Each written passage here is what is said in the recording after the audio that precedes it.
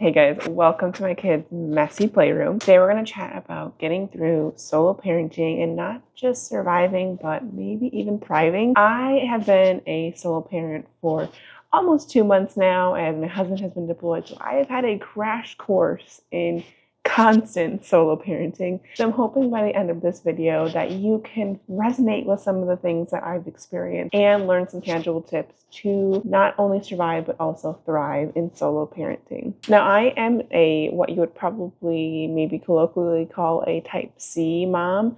So I don't really know if I fit in the type A or the type B category, and I've seen a lot of type C stuff going around, and I feel like that resonates with me a lot. I have a lot of type A things where I want things to be organized, and I like to plan things, and I want to do really great activities. This type B side of me comes on, and I'm like, the mess is the mess, like live and let live. Let's just go fly by the seat of our pants. So like I'm somewhere in the middle, which can sometimes be a struggle for me because kids are not organized and kids don't go by plan, which, I have learned to take with absolutely a grain of salt. Like that is just kids and that is the fun of kids too. By no means am I a perfect Pinterest parent. So if you're looking for like super type A advice, I might not be it. But if you're looking for a way to just really have fun with your kids, survive solo parenting, and just have some tangible tips to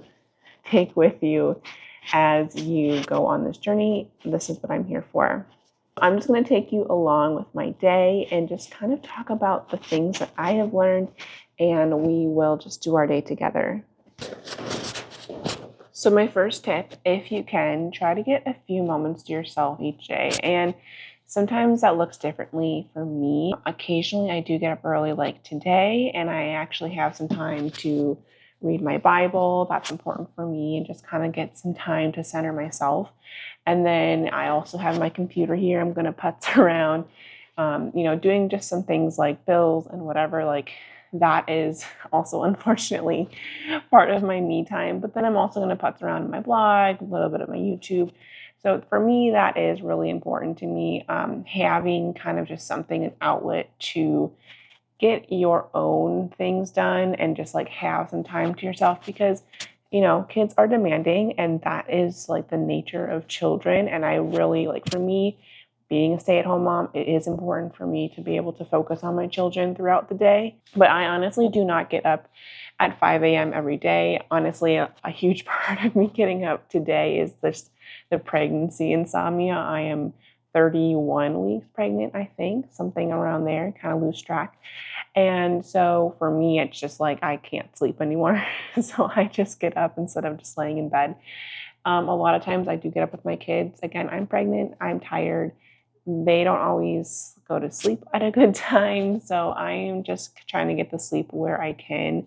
And again, I'm on my own. So like for me, it's important to get my sleep. So just depending on whatever stage of life you are in solo parenting, just do whatever schedule works best for you. I do enjoy, and I find that I'm happiest when I actually do get up on time, but it's not as good if I am not getting enough sleep. So if I am like going to bed at 11 and getting up at like 5, 6 hours of sleep is not really good for me. So, while I might get that me time in the morning, I might be crankier by the end of the day. So it's just finding that balance. And I know this is like not the perfect advice of like, just get up early and you'll be perfect. But like, you really have to find what is a good solution for you on getting me time and getting enough sleep. So the 5 a.m. routine might not be perfect for everyone. Just getting me time, super important.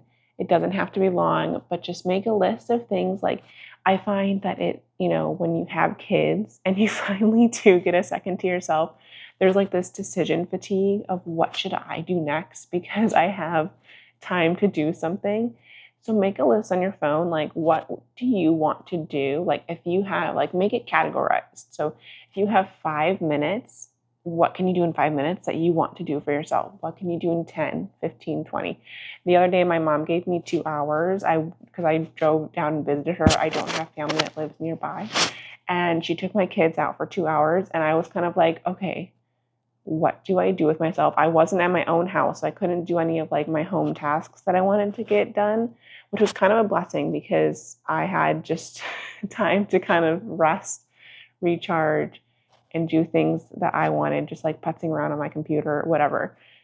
But for the first like 30 minutes, I was kind of like, okay, just like I turned on Netflix. I kind of like tried to nap. I wasn't really sure what to do because I just don't have that time ever. So I feel like making a list on your phone of things that you would want to do if you have certain amounts of time is a really good idea, so that when you get that time, you don't waste it trying to decide what to do. And just remember that whatever you do decide, it might not be like the perfect decision. You might look back retrospectively and say, oh, I should have done this, I should have done that. But just know that like you did use that time for yourself, and there is no waste of time. And this is advice that I need to take myself sometimes too, but rest is productive too. So if you take that time to just sit on the couch or lay in bed or whatever, that is productive too. I caution you not to sit on your phone because it often can just make our minds more tired. It's tempting just to like disconnect. But if you're really trying to like get an actual rest, then maybe close your eyes or just sit there with something that is not our screens, because we are on them so much. So one of the most important things for me has been having systems for cleaning. And I am so not perfect at this. I am still, somewhat of a new stay-at-home mom for sure.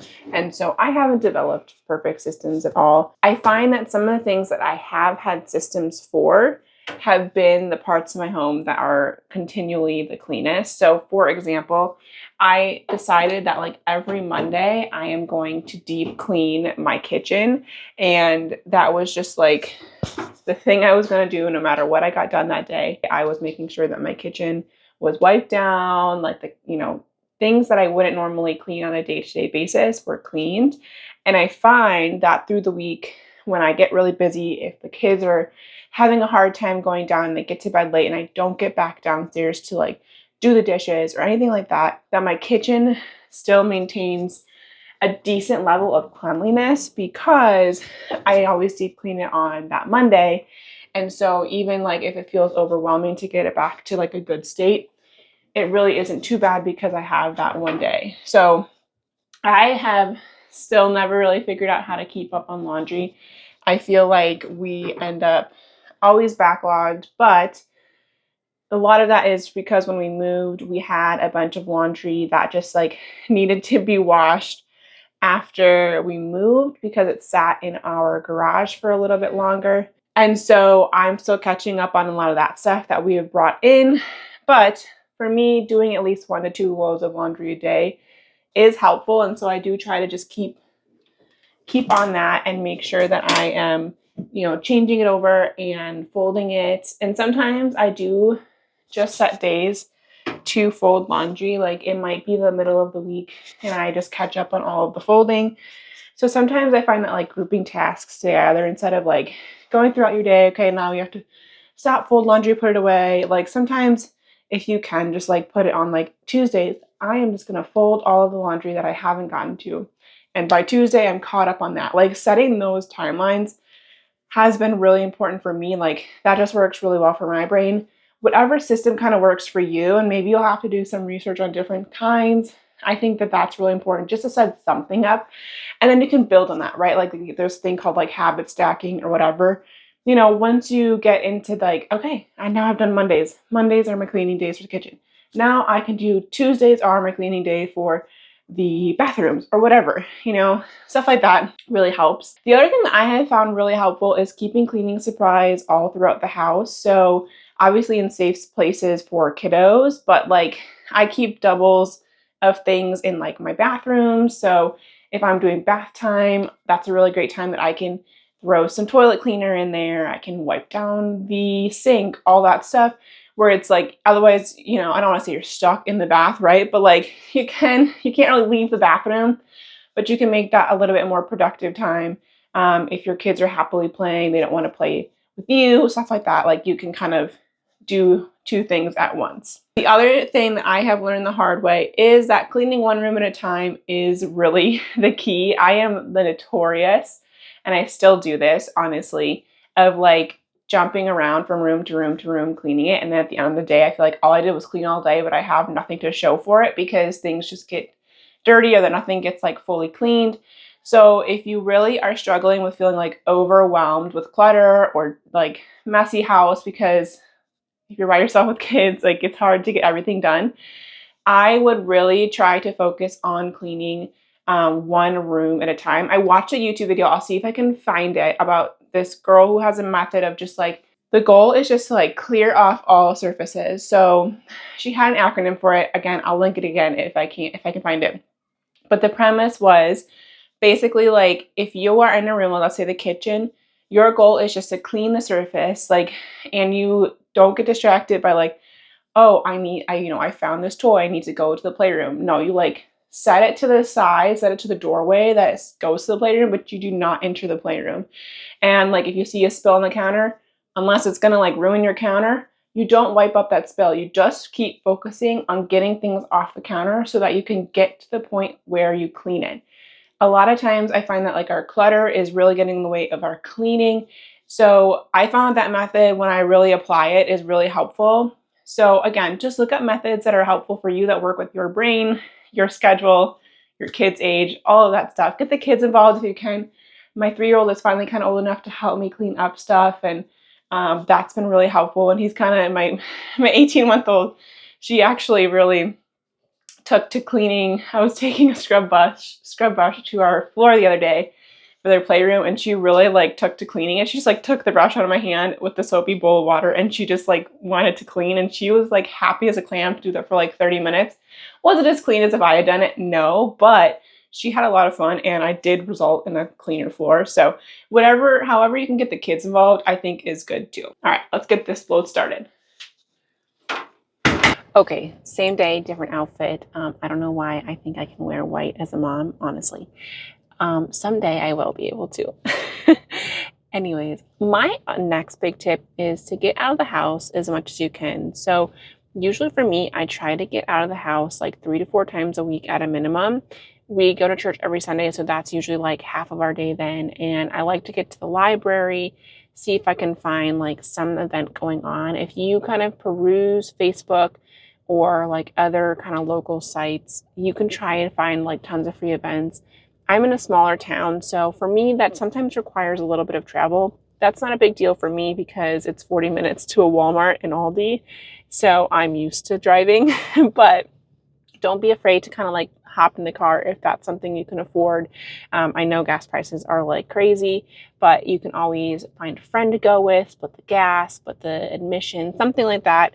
And always pack snacks with you wherever you go, because for me, like, I know that me and my kids get hangry if we're out very long. But I really, really advocate for going to the library. Scope out different ones in your county. Usually it depends where you live. Like, they'll go by county that you can like use your library card at different cities within the same county. When you're more rural, it might even be more. Like ours is like 4 or 5 counties that you can use. And honestly, if you don't check out books, they're not going to like card you when you go in. So if you hear about a really good library that might be a little bit of a distance from you, if they have a good play area, good things to kind of do, you can still go there. You just might not be able to check out books, which is totally fine. So as much as you can, get out of the house. It's good for you. It's good for kids. You can get socialized. You can get a little bit of break from being in your house all the time. For me, I know I like get a little bit claustrophobic if I am just like in the house for like multiple days at a time. Plus, even if I'm like just interacting with strangers, I find that it is easier on me mentally just to be like talking to someone other than a 3-year-old. And so for me, like, I really enjoy that, and I like to get out of the house that way. So definitely get out of the house, and even if it's just outside, honestly, like, go take a walk in your neighborhood. It doesn't have to be something that is spending money. Just get out of your house. So the next thing that I recommend doing when you're solo parenting a lot or all the time like me is making extras of food. So I like to try to make enough to at least put like 1 freezer meal away for later. Because inevitably, like, you're gonna have those busy nights where you do not want to cook, or you like come back late. Like, we came back from the library at like 5:30 today. Honestly, thankfully, I had this kind of easy dinner planned, which is just like homemade mac and cheese. But sometimes like you just don't even have time or energy or anything like that. Plus, I'm about to be postpartum pretty soon. I'm 31 weeks pregnant, and I will be doing that all by myself. So I just like to have leftovers in the fridge, in the freezer if I can. It really does help make weeknights go by quickly. Now I have to go attend to my kiddos. The next most important thing that you really need is to build a community. I didn't realize how important this was until we moved like 5 hours away from all of our existing friends and family. And I honestly didn't realize how easy it can be. And I'm not saying that it's easy to make new friends in adulthood, because it can be really hard. You have to find other people that also want to make new friends. I have tried like mom apps like Peanut or whatever when I lived in my old area, but honestly, I found those really exhausting. It made me very thankful that I found my husband before Tinder and all that stuff we met in high school, because I just really, it can be exhausting trying to like build that friendship, but I will say it is really worth it. And for me, I have found like getting out, like going to church for us. Obviously, if you're not religious, that might be needing to find a different avenue. But for me, like finding a really great church with other families that have very similar values and have, you kind of have that touch point every week. Because if you are one of those people that go to church every week like we do, and the other family is too, then you're constantly seeing them. And it really just helps like exponentially build that friendship. Let me back up. So the reason that community is really important is because if you're going to be on your own a lot, like it is good just to have another mom friend. And I honestly, like I love all of my friends that don't have kids. But there is something to be said about like other friends that can just get together for play dates or just like talk about motherhood or just stuff like that, where they can relate a little bit more to what you're going through.